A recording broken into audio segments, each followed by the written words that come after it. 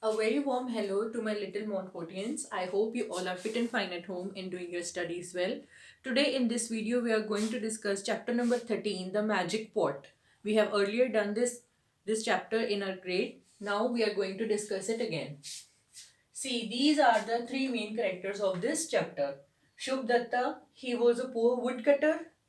Yakshas, he get encountered with four yakshas. Yakshas are the messenger of God. God sent them on earth for saving the earth. And the third character is Shubhdatta's wife. So let us start this chapter. Take out your books at page number 88. In Patliputra, there lived a poor woodcutter called Shubhdatta. One day he was cutting wood in the forest and he saw four yakshas. In these lines, the writer has explained that in Patliputra, from where does Shubhdatta belong? Patliputra. So he was a poor woodcutter. One day he was cutting the woods in the forest and he saw four yakshas. Yakshas are the messengers of God. They were dressed in beautiful dress and shining jewelry. They were wearing very beautiful dress and shining jewelry. I should be quiet. If I say or do something wrong, they might curse me, Shubhdatta thought. At that particular time, Shubhdatta thought that he should remain quiet. If he speak, they might curse him. Okay. The Yakshas were kind people, but they were very nice. When they saw Shubhdatta, they gently asked, "Who are you?" When they saw Shubhdatta, they asked that, "Who are you?" Then Shubhdatta introduced himself that, "I am a poor woodcutter," he replied. The Yakshas looked at his torn clothes and thin body and decided to help him. So now, by his appearance, Yakshas recognized that he is a very poor person, so they decided to help him. They said to him, "Work for us for 1 month, we will reward you well." That you have to work for 1 month for us and then we will reward you and you will never be hungry again. But what about my family? Shubhdatta asked. Now Shubhdatta was worried about his family. If he will leave the town for 1 month, what will happen to his family? Who will help them? "Tonight we will send you to your wife in a dream," said the Yakshas. He explained that today we will send you to your wife in her dream. There you can tell that you are with us for 1 month. You will tell her that you are safe and that you will return after a month. After that, you can tell that you will be safe and you will return after a month. In the morning, when she wakes up, she will find money and clothes by her side.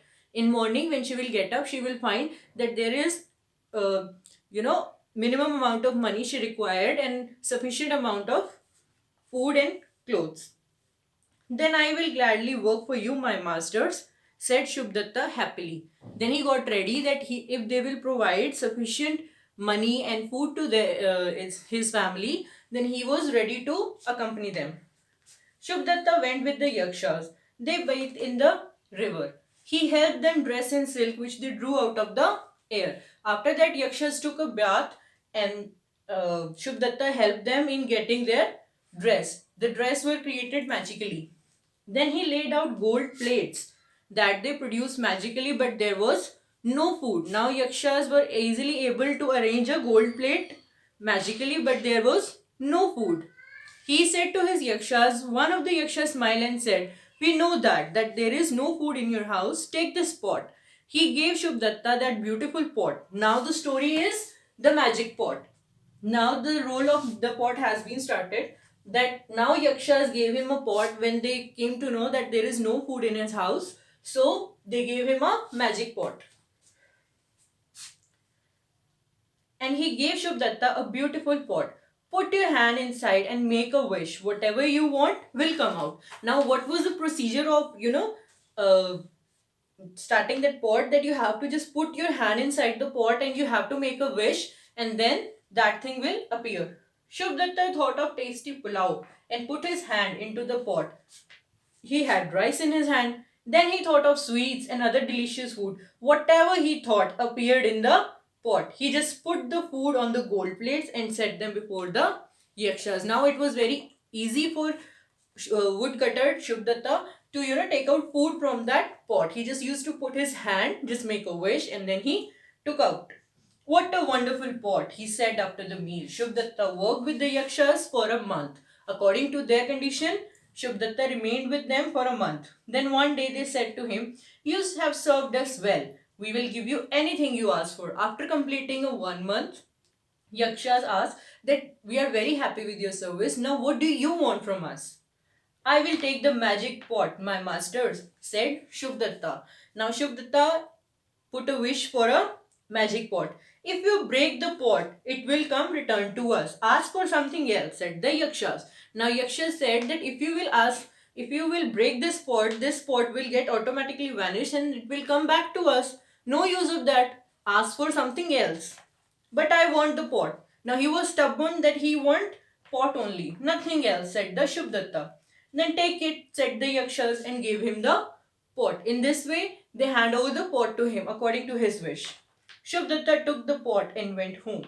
His wife and children were very happy to see him back. He showed them the magic pot. He drew out beautiful clothes, shining jewels from it.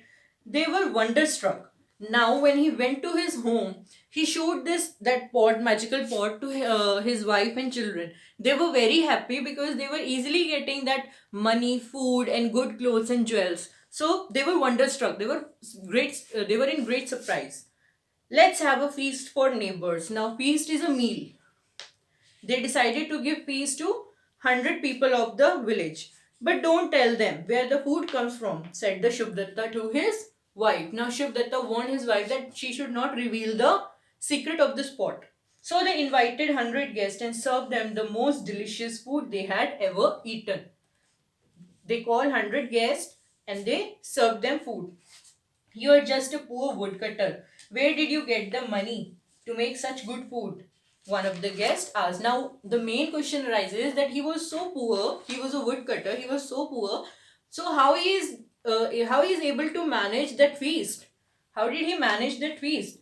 Shubdatta grinned to himself but keep quiet. Now, Shubdatta smiled in his heart but he remained quiet. He was afraid that someone would steal his pot. He was very fearful that someone might not take his pot. But the neighbors were curious. They were, having so many questions that how you're able to, preparing this food. They kept asking him. At last, Shubdatta could not stop himself from boasting. Now he was overexcited. He showed them the magic pot and said, "See, the Yakshas gave me this pot because I worked so hard. It gives me anything I want." Shubdatta started dancing with the pot on his head. Now he was so happy, so excited that he was dancing by keeping that pot on his head. And then, horrors of horror, the pot slipped from his head and broke. Then what happened? That pot slips down. It scattered into pieces. He quickly started picking up the pieces to put them together again. For a moment, everyone saw the whole pot was vanished. According to their instructions, that if it will get break, it will get, it will automatically return back to Yakshas. Shubdatta cried, "If only I had not been foolish to boast about the pot, it would still be here." Now he was regretting that I should not if I was not a foolish, so I should not boost myself. What a fool I am! But nothing could bring the pot back now. Now the time was over, he was not able to collect that. Shubdatta went looking for the Yakshas many times, but he never saw them again. Now he was regretting, but Yakshas were never seen again throughout the life. So this was the story, The Magic Pot. I hope you are clear with this. If you have any doubt, you can talk to me.